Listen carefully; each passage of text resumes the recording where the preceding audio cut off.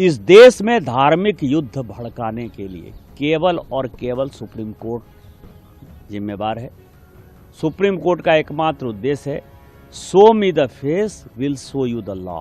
भाजपा सांसद निशिकांत दुबे और दिनेश शर्मा के न्यायपालिका पर दिए गए बयान को लेकर राजनीतिक हलकों में गर्माहट बढ़ गई है। विपक्षी कांग्रेस और अन्य दलों की व्यापक तौर पर आलोचनाओं के बाद अब भारतीय जनता पार्टी ने उनके बयान से किनारा कर लिया है।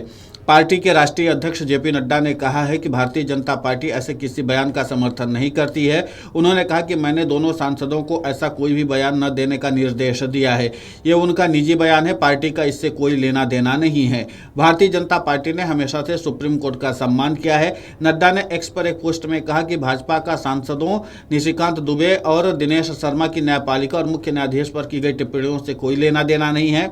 ये उनकी निजी टिप्पणियां हैं, लेकिन भाजपा न तो उनसे सहमत है और न ही ऐसी किसी टिप्पणी का समर्थन करती है। भाजपा उन्हें पूरी तरह से खारिज करती है। उन्होंने कहा कि भाजपा ने हमेशा से न्यायपालिका का सम्मान किया है और उसके सुझावों और आदेशों को सहर्ष स्वीकार किया है, क्योंकि पार्टी के तौर पर उसका मानना है कि शीर्ष अदालत समेत सभी अदालतें हमारे लोकतंत्र का अभिन्न अंग हैं। नड्डा ने यह भी कहा कि उन्होंने दोनों नेताओं और अन्य लोगों को ऐसी टिप्पणियां न करने का निर्देश दिया है। चौथी बार भाजपा सांसद निशिकांत दुबे ने सुप्रीम कोर्ट के खिलाफ तीखा हमला करते हुए कहा था, अगर शीर्ष अदालत को कानून बनाना है तो संसद और राज्य विधानसभाओं को बंद कर देना चाहिए। साथ ही उन्होंने सीजेआई खन्ना पर भी निशाना साधा था। उन्होंने कहा था कि मुख्य न्यायाधीश संजीव खन्ना और सुप्रीम कोर्ट इस देश में हो रहे गृह युद्धों के लिए जिम्मेदार है। सुप्रीम कोर्ट अपनी सीमाओं से बाहर जा रहा है। अगर हर बात के लिए सुप्रीम कोर्ट ही जाना पड़े तो संसद और विधानसभाएं बंद कर देनी चाहिए। भाजपा सांसद की टिप्पणी वक्फ अधिनियम की संवैधानिकता को चुनौती देने वाली याचिकाओं पर चले सुप्रीम कोर्ट की सुनवाई और राष्ट्रपति को विधेयकों पर समय से फैसला लेने के सुप्रीम निर्देश को लेकर कहा कि आप नियुक्ति करने वाले अधिकारी को निर्देश कैसे दे सकते हैं। बंद हो जाने चाहिए ना। मैं आपको बताऊं कि एक आर्टिकल 377 था जिसमें होमोसेक्सुअलिटी जो है एक बड़ा अपराध था।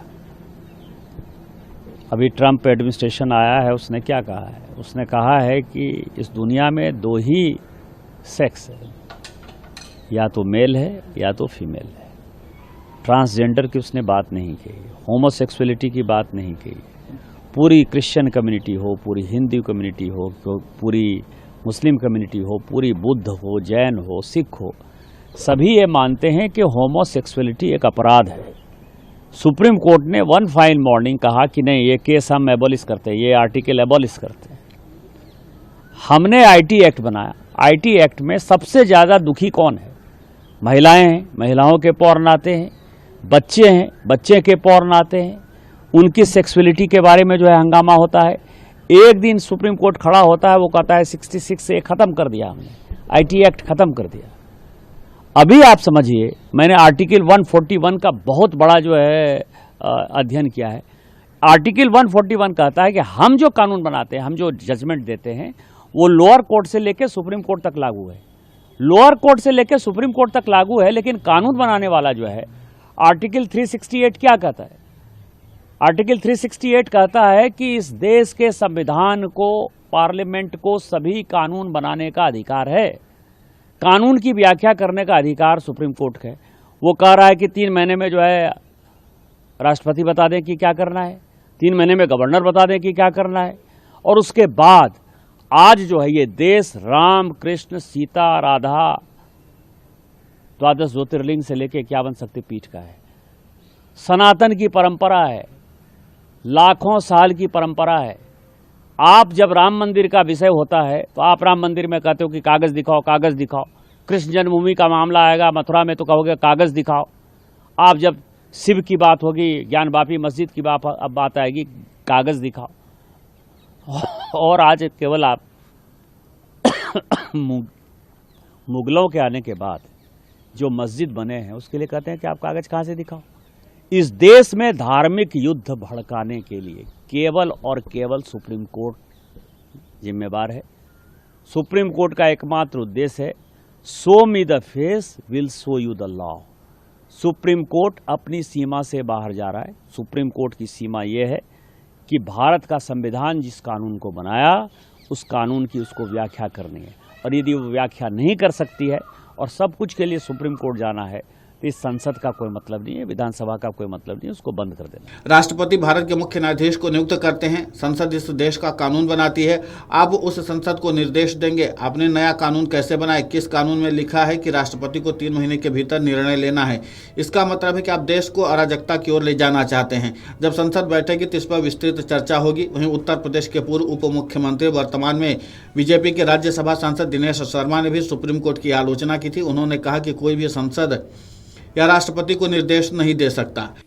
देखिए, मैंने बयान नहीं सुना है निशिकांत जी का, एक विद्वत पुरुष हैं वो, लेकिन मैं माननीय सुप्रीम कोर्ट पर भी कोई टिप्पणी नहीं करता हूँ।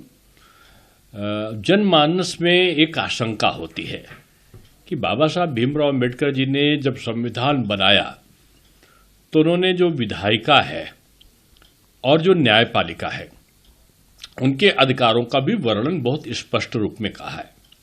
उन्होंने कहा है कि जो नियम बनाने का, विधेयक बनाने का, जो कानून बनाने का काम है वो विधायिका करेगी, यानी संसद करेगा, राज्यसभा करेगा, और वो नियम का पालन हो रहा है कि नहीं हो रहा है इसके संबंध में जो भी मॉनिटरिंग है या जो भी निर्णय होंगे वो माननीय न्यायालय के अधीन होंगे। तो हर चीज अपने आप में वर्णित है कि विधायिका का काम जो था वो वक्फ नियम बन गया। अब कोई भी भारत के संविधान के अनुसार कोई भी संसद को यानी राज्यसभा और लोकसभा को निर्देशित नहीं कर सकता, और क्योंकि राष्ट्रपति के दस्तखत हो चुके, राष्ट्रपति सर्वोच्च है, राष्ट्रपति को कोई चुनौती नहीं दे सकता। तो ये बातें लोगों के मन और मस्तिष्क में आती हैं, और मैं समझता हूं कि ये लोकतंत्र के लिए भी जरूरी है कि जो श्रद्धा का भाव जनता का माननीय न्यायालय के प्रति है वो बना रहे। इसलिए इस सारी चीजें जो विसंगतियां उठ रही हैं वो नहीं उठना चाहिए। लेकिन जैसे ये दोनों बयान सामने आए उसके बाद विपक्षी दलों की तरफ से इस मामले को लेकर बीजेपी पर निशाना साधे जाने लगा, और इसके साथ ही बीजेपी पर कई तरह के सवाल उठने लगे, जिसके बाद बीजेपी के राष्ट्रीय अध्यक्ष जेपी नड्डा ने अपना स्पष्टीकरण जारी कर दिया और उन्होंने बता दिया कि भारतीय जनता पार्टी का इन दोनों ही सांसदों की तरफ से दिए गए बयान से कोई लेना देना नहीं है।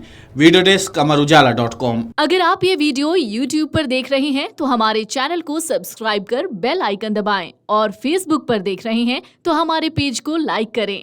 8 मिलियन प्लस सब्सक्राइबर, आपके इस भरोसे के लिए बहुत धन्यवाद।